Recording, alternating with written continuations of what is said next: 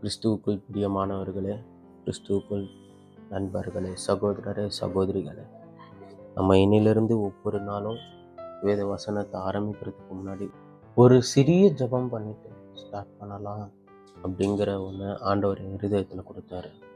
So ஆண்டவரே, இந்த நாளை காண செய்ததற்காக உமக்கு நன்றி ஐயா. இந்த புதிய நாளிலே புதிய கிருபையினால் எங்களை நிரப்பும் தேவா. உடைய வேத வசனங்களை நாங்கள் வாசிக்கும் போது வாசிக்கிற எனக்கும் கேட்கிறவர்களுக்கும் கர்த்தாவே, இந்த வேதத்தின் மகத்துவங்களையும் ரகசியங்களையும் நீர் அருளி செய்யும் ஆண்டவரே. நீர் சொல்லாம உம்மை பற்றி நாங்கள் தெரிந்து கொள்ள முடியாது. நீர் வெளிப்படுத்தாம உம்முடைய வேதத்தின் ரகசியங்களை புரிந்து கொள்ள எங்களால் முடியாது. எங்களோடு பேசும், நாள் முழுவதும் எங்களோடு இரு. எங்களை காத்துக்கொள்ளும். உடைய சட்டை நிழலில் எங்களை மூடி மறைத்துக் கொண்டு நீ வழிநடத்தும், பாதுகாத்துக் கொள்ளும். இயேசுவின் நாமத்தில் ஜெபிக்கிறேன் பிதாவே, ஆமென், ஆமென். என்னாகமம் 33ஆம் அதிகாரம். மோசே, ஆரோன் என்பவர்களுடைய கையின் கீழ் தங்கள் சேனைகளின்படி எகிப்து தேசத்திலிருந்து புறப்பட்ட இஸ்ரவேல் புத்திரருடைய பிரயாணங்களின் விவரம். மோசே தனக்கு கட்டளையிட்டபடியே அவர்கள் புறப்பட்ட பிரகாரமாக அவர்களுடைய பிரயாணங்களை எழுதினான். அவர்கள் ஒவ்வொரு இடங்களிலிருந்து புறப்பட பண்ணின பிரயாணங்கள் ஆவன. 1ஆம் மாதத்தின் 15ஆம் தேதியிலே அவர்கள் ராமசேசை விட்டு புறப்பட்டார்கள். பஸ்காவுக்கு மறுநாளிலே எகிப்தியர் எல்லாரும் பார்க்க இஸ்ரவேல் புத்திரர் பலத்த கையுடன் புறப்பட்டார். அப்பொழுது எகிப்தியர் தங்களுக்குள்ளே சங்கரித்த தலைச்சன் பிள்ளைகள் எல்லாம் அடக்கம் பண்ணினார்கள். அவர்கள் தேவர்களின் பேரிலும் கர்த்தர் நீதி செலுத்தினார். பின்பு இஸ்ரவேல் புத்திரர் ராமசேசிலிருந்து புறப்பட்டு போய் சுக்கோத்திலே பாளையம் இறங்கினார்கள். சுக்கோத்திலிருந்து புறப்பட்டு போய் வனாந்திரத்தின் எல்லையில் இருக்கிற ஏத்தாமிலே பாளையம் இறங்கினார்கள். ஏத்தாமில் இருந்து புறப்பட்டு போய் பாகால் சேபோனுக்கு எதிராக இருக்கிற ஈரேத் பள்ளத்தாக்கின் முன்னடிக்கு திரும்பி மிக்தோலுக்கு முன்பாக பாளையம் இறங்கினார்கள். ஈரோதை விட்டு புறப்பட்டு சமுத்திரத்தை நடுவாக கடந்து வனாந்திரத்திற்கு போய் ஏத்தாம் வனாந்திரத்திலே 3 நாள் பிரயாணம் பண்ணி மாராவிலே பாளையம் இறங்கினார்கள். மாராவில் இருந்து புறப்பட்டு ஏலிமுக்கு போனார்கள். ஏலேமிலே 12 நீரூற்றுகளும் 70 பேரீச்ச மரங்களும் இருந்தது. அங்கே பாளையம் இறங்கினார்கள். ஏலிமில் இருந்து புறப்பட்டு சிவந்த சமுத்திரத்தின் அருகே பாளையம் இறங்கினார்கள். சிவந்த சமுத்திரத்தை விட்டு புறப்பட்டு போய் சீன் வனாந்திரத்திலே பாளையம் இறங்கினார்கள். சீன் வனாந்திரத்தில் இருந்து புறப்பட்டு போய் தொப்காவிலே பாளையம் இறங்கினார்கள். தொப்காவில் இருந்து புறப்பட்டு போய் ஆலூசிலே பாளையம் இறங்கினார்கள்.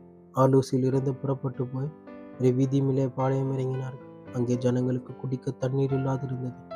ரெவிதீமிலிருந்து புறப்பட்டு போய் சீனாய் வனாந்திரத்திலே பாளையம் இறங்கினார்கள். சீனாய் வனாந்திரத்தில் இருந்து புறப்பட்டு போய் கிப்ரோத் அத்தாவிலே பாளையம் இறங்கினார்கள். கிப்ரோத் அத்தாவில் இருந்து புறப்பட்டு போய் அஸ்ரோத்திலே பாளையம் இறங்கினார்கள். ஆசரோத்தில் இருந்து புறப்பட்டு போய் ரித்மாவிலே பாளையம் இறங்கினார்கள். ரித்மாவில் இருந்து புறப்பட்டு போய் ரிமோன் பேரேசிலே பாளையம் இறங்கினார்கள். ரிமோன் பேரேசில் இருந்து புறப்பட்டு போய் லிப்னாவிலே பாளையம் இறங்கினார்கள். லிப்னாவில் இருந்து புறப்பட்டு போய் ரீசாவிலே பாளையம் இறங்கினார்கள். ரீசாவில் இருந்து புறப்பட்டு போய் கெலத்தாவிலே பாளையம் இறங்கினார்கள். கெலத்தாவில் இருந்து புறப்பட்டு போய் சாப்பேர் மலையிலே பாளையம் இறங்கினார்கள். சாப்பேர் மலையிலிருந்து புறப்பட்டு போய் ஆரதாவிலே பாளையம் இறங்கினார்கள். ஆரதாவில் இருந்து புறப்பட்டு போய் மகேலோத்திலே பாளையம் இறங்கினார்கள். மகேலோத்தில் இருந்து புறப்பட்டு போய் தாகாத்திலே பாளையம் இறங்கினார்கள். தாகாத்தில் இருந்து புறப்பட்டு போய் தாராகிலே பாளையம் இறங்கினார்கள். தாராகில் இருந்து புறப்பட்டு போய் மித்காவிலே பாளையம் இறங்கினார்கள். மித்காவில் இருந்து புறப்பட்டு போய் அஸ்மோனாவிலே பாளையம் இறங்கினார்கள். அஸ்மோனாவில் இருந்து புறப்பட்டு போய் மோசேரோத்திலே பாளையம் இறங்கினார்கள். மோசேரோத்தில் இருந்து புறப்பட்டு போய் பெனையாக்கானிலே பாளையம் இறங்கினார்கள். பெனையாக்கானில் இருந்து புறப்பட்டு போய் கித்காத் மலையிலே பாளையம் இறங்கினார்கள். கித்காத் மலையிலிருந்து புறப்பட்டு போய் யோத்பாத்தாவிலே பாளையம் இறங்கினார்கள். யோத்பாத்தாவில் இருந்து புறப்பட்டு போய் எப்ரோனாவிலே பாளையம் இறங்கினார்கள். எப்ரோனாவில் இருந்து புறப்பட்டு போய் எசியோன் கேபேரிலே பாளையம் இறங்கினார்கள். எசியோன் கேபேரில் இருந்து புறப்பட்டு போய் காதேஸ் ஆகிய சீன் வனாந்திரத்திலே பாளையம் இறங்கினார்கள். காதேசில் இருந்து புறப்பட்டு போய் ஏதோம் தேசத்தின் எல்லையில் இருக்கிற ஓர் என்னும் மலையிலே பாளையம் இறங்கினார்கள்.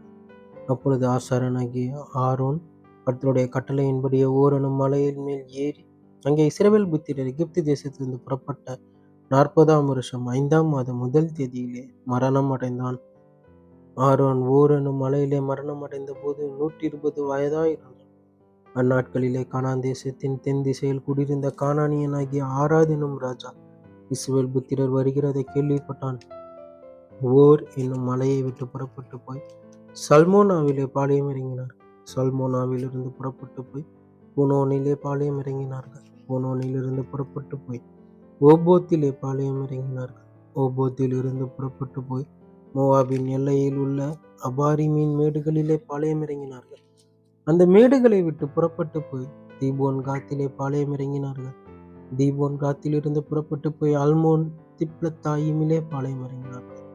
அல்மோன் திப்லத்தாயிமிலிருந்து புறப்பட்டு போய் நேபோவுக்கு எதிரான அபாரிம் மலைகளிலே பாளையம் இறங்கினார்கள். அபாரிம் மலைகளில் இருந்து புறப்பட்டு போய் எரிகோவின் அருகே யோர்தானை சார்ந்த மோவாபின் சமனான வெளிகளிலே பாளையம் இறங்கினார்கள். யோர்தானை சார்ந்த மோவாபின் சமனான வெளிகளில் அவர்கள் பெத் எசிமோத்தை தொடங்கி ஆபேல் சித்தீம் மற்றும் பாளையம் இறங்கி இருந்தார்கள்.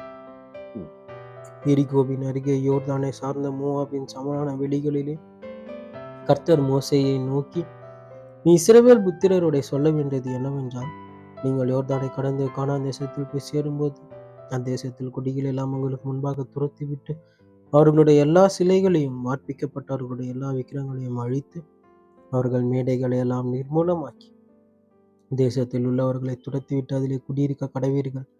அந்த தேசத்தை சுதந்திரத்துக் கொள்ளும்படி அதை உங்களுக்கு கொடுத்தேன். சீட்டு போட்டு தேசத்தை உங்கள் குடும்பங்களுக்கு சுதந்திரங்களாக பங்கிட்டு அதிக ஜனங்களுக்கு அதிக சுதந்திரமும் கொஞ்ச ஜனங்களுக்கு கொஞ்சம் சுதந்திரமும் கொடுக்க கடவீர்கள். அவரவருக்கு சீட்டு விழும் இடம் எதுவோ அவ்விடம் அவரவருக்கு உரியதாகும். உங்கள் பிதாக்களுடைய கோத்திரங்களின்படியே சுதந்திரம் பெற்றுக்கொள்ள கடவீர்கள். நீங்கள் தேசத்தின் குடிகளை உங்களுக்கு முன்பாக துரத்தி விடாமல் இருப்பீர்களானால் அப்பொழுது அவர்களில் நீங்கள் மீதியாக வைக்கிறவர்கள் உங்கள் கண்களில் முள்ளுகளும் உங்கள் விழாக்களிலே கூறுகளுமாய் இருந்து நீங்கள் குடியிருக்கிற தேசத்திலே உங்களை உபத்திரவப்படுத்துவார்கள்.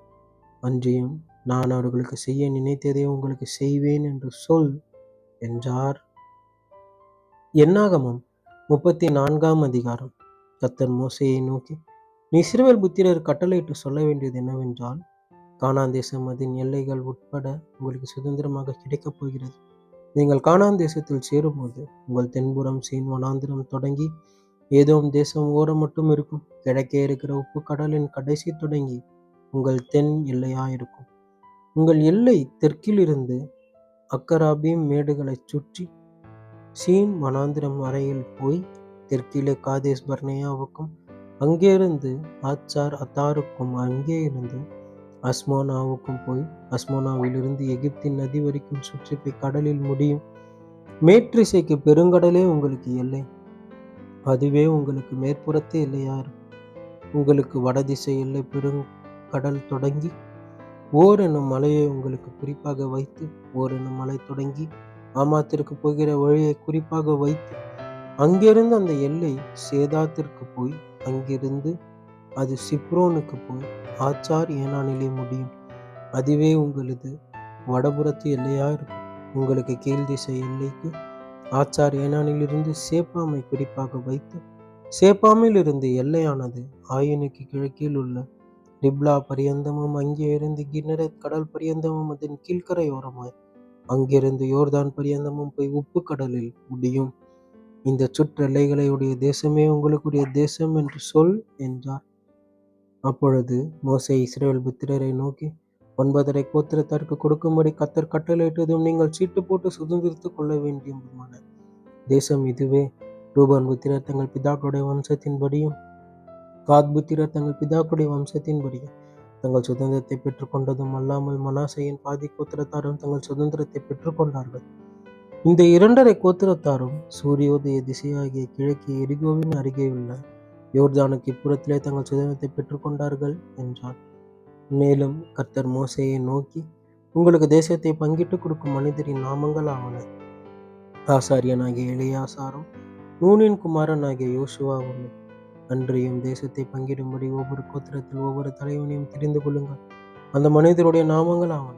யூதா கோத்திரத்துக்கு எபுனையின் குமாரனாகிய காலேபும், சிமியோன் புத்திரரின் கோத்திரத்துக்கு அம்மியூதின் குமாரனாகிய சாமுவேலும், பென்யமீன் கோத்திரத்துக்கு கிஸ்லோனின் குமாரனாகிய எலிதாதும், தான் புத்திரரின் கோத்திரத்துக்கு யொக்லியின் குமாரனாகிய புக்கி என்னும் பிரபுவும், யோசேப்பின் குமாரனாகிய மனாசே புத்திரரின் கோத்திரத்துக்கு எபோதின் குமாரனாகிய அந்நியேல் என்னும் பிரபுவும், எப்ராயிம் குமாரரின் கோத்திரத்துக்கு சித்தாம் குமாரனாகிய கெமுவேல் என்னும் பிரபுவும், செபுலோன் புத்திரரின் கோத்திரத்துக்கு பர்னாகின் குமாரனாகிய எலிசாப் பான் என்னும் பிரபுவும், இசக்கார் புத்திரரின் கோத்திரத்துக்கு ஆசானின் குமாரனாகிய பல்தியேல் என்னும் பிரபுவும், ஆசேர் புத்திரரின் கோத்திரத்துக்கு செலோமியின் குமாரனாகிய அகியூத் என்னும் பிரபுவும், நப்தலி புத்திரரின் கோத்திரத்துக்கு அம்மியூதின் குமாரனாகிய பெதாக்கேல் என்னும் பிரபுவுமே என்றார். கானான் தேசத்திலே இஸ்ரவேல் புத்திரருக்கு சுதந்திரங்களை பங்கிட்டு கொடுக்கிறதற்கு கர்த்தர் கட்டளையிட்டவர்கள்